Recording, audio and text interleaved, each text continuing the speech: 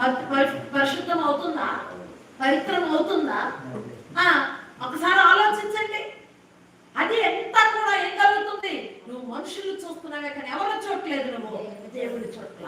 కొంచెములో నీ భక్తి అంతా తేలిపోతుంది అంటున్నాడు. కొంచెములో దేవుని పిల్లలుగా ఉండవలసిన నీవు కొంచెములోనే ఆ పేరును పోగొట్టుకుంటున్నావు అంటున్నాడు దేవుడు. దేవుని ఎంత ఎంతలమ్మా? అర్థమైంది? ఎంత కొంచెము. నీటి మీద తామరాకు వలె దేవుడు నిన్ను ఎలా ఉండమన్నాడు? నువ్వు దేవుని పిల్లలుగా ఉండాలంటే, నువ్వు దేవుని పిల్లలుగా దేవుడిని అంగీకరించాలంటే, మీరు కూడా దేవుని పిల్లలుగా ఉండాలంటే మీరు కూడా ఏం చేయాలి? వెళ్ళండి. చుట్టారకాల వదలమని ఎవరో చెప్పట్లా. వెళ్ళండి, పరామర్శించండి, మంచిలో చెడులో వెళ్ళండి, ప్రార్థన చేయండి బాగోనప్పుడు. అలాగే కానీ మీకు విధించిన విధి ప్రకారంగా దేవుని కట్టడను అనుసరించండి. దేవుని క్రమాన్ని ఏం చేయండి? అనుసరించండి. ఒక పూట కూటి కొరకు భ్రష్టుడైన ఏషావు